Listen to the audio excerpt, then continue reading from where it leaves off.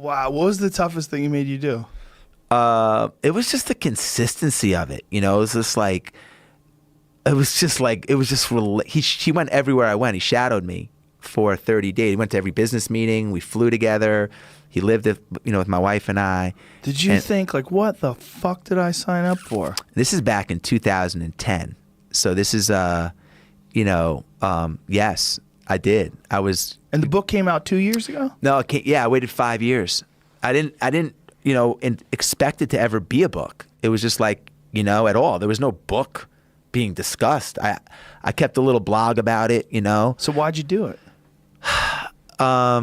I just felt like there was so much in it. There's so many lessons, and it was funny. Fish out of water, like he's coming into our house. My wife owns Spanx. I mean, like the whole dynamic of this shit was crazy.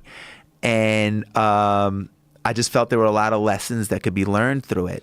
And, I just took a shot at it. Jesus Christ. Yeah, he's a maniac. When he did the podcast, I got here, he showed up super early.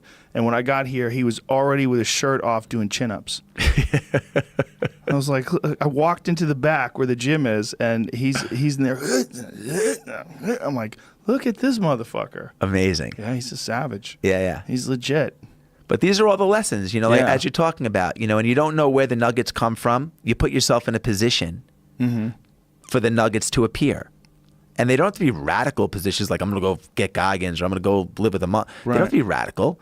But you put yourself out there like you were saying, and you live a life where those lessons find you. Yeah.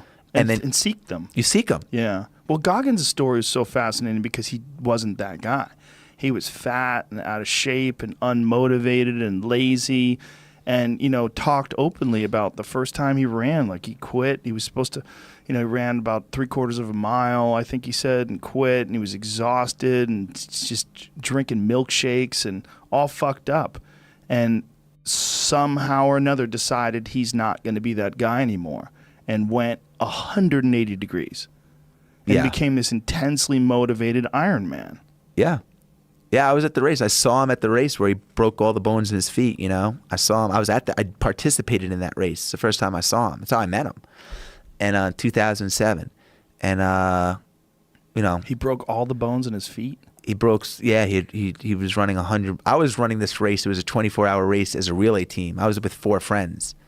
And the format of the race is, you run a mile, I run a mile, whatever team runs the most amount of miles wins the race. He had no teammates. That sounds I'm like where's the rest of the team? That sounds like him. And he weighed a lot at the time. So, I watched him. Weighed a lot. Was he bodybuilding at the time? He was just big. Probably weighed 260, 70 pounds, maybe when more. He was deadlifting and all that stuff? maybe even more. So was this the one where he ran 24 hours all around just to show that he could run 100 miles? Yes. And he wound up shitting himself? Yes. And all that? Yeah, he told me about that. I saw it.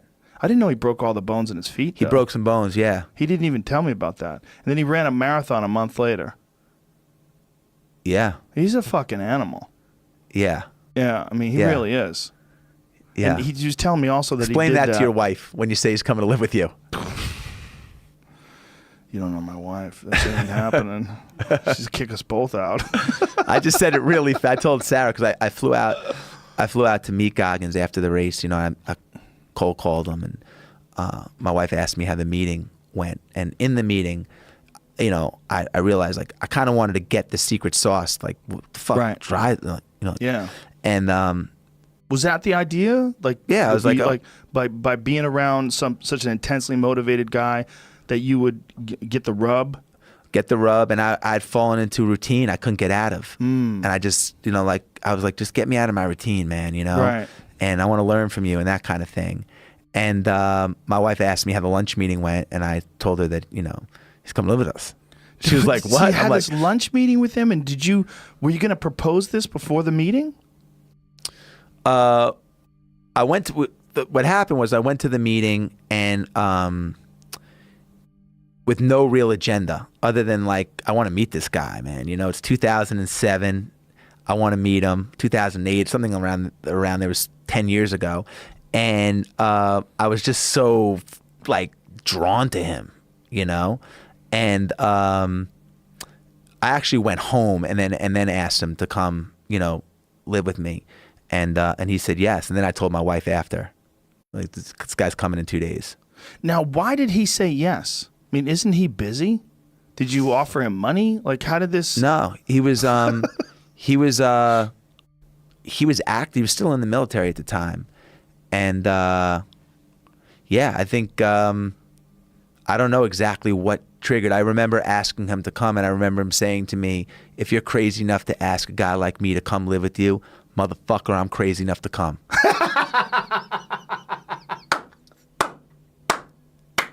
3 days later, he shows up with one bag. Knowing him, that is exactly what it would sound like if he said it with those crazy eyes.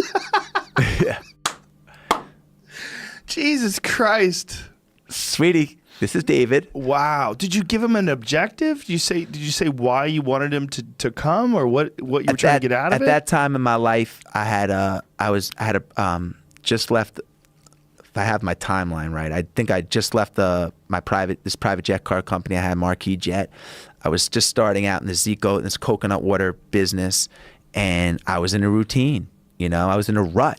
I was just doing the same stuff, man. I was so comfortable, and I was just like, "Just come, shake it up, man. You know, you can travel with me. I got some meetings coming up.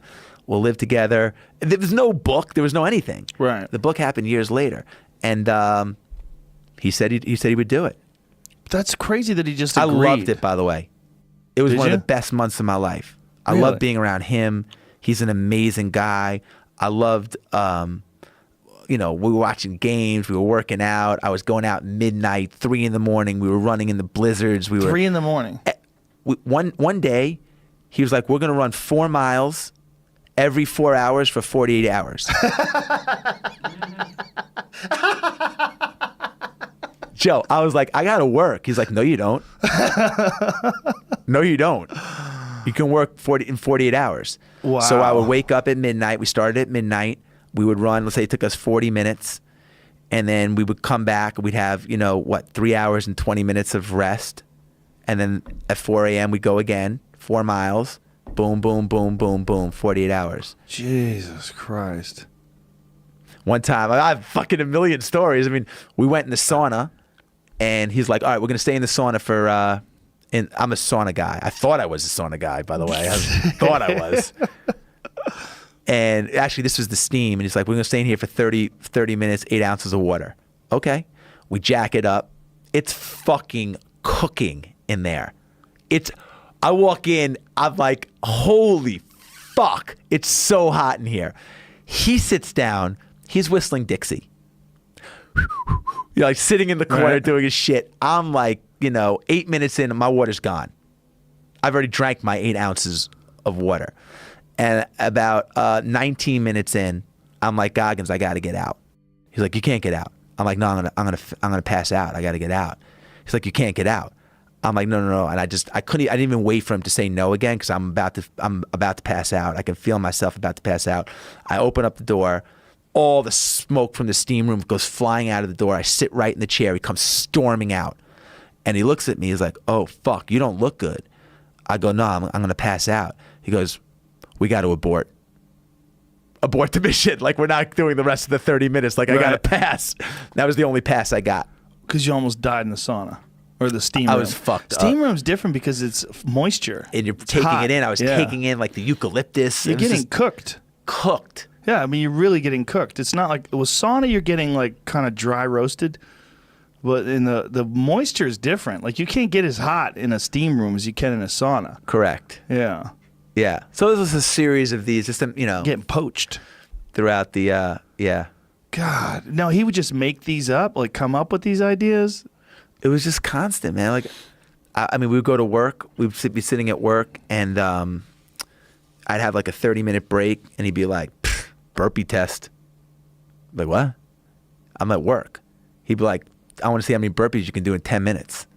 I'd be like, "Burpee test?" And I would like, in the middle of work, I would like get down, take off my, whatever I was wearing. I would get like my boxers or whatever, like just to get, and I would do as many burpees as I could in 10 minutes and be soaking wet, and I'd walk into my next meeting.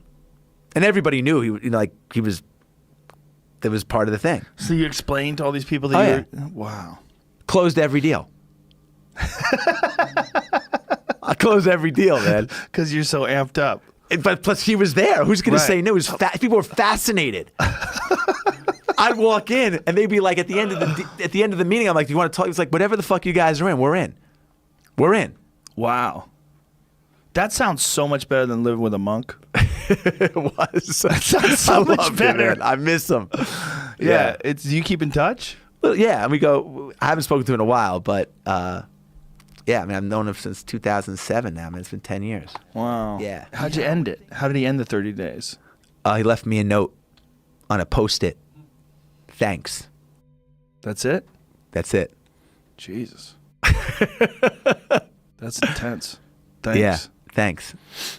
Wow. Jesus Christ. My goodbyes are like long hugs. Yeah, right. Exchanging shit, planning. Thanks. That would be an incredible service. Like, if he wanted to do that, just go to like billionaires and just say you have to do what I tell you to do for a month. I bet a lot of people would do that. I'm sure. You know? Just charge some fucking stupid amount of money and have him live with you for a month. You know, that's hard. Anybody, personality-wise, over time, having roommates, it's hard. You know what I mean? Yeah. It's So he's hard, with you man. 24/7. Yeah, I mean, it's hard.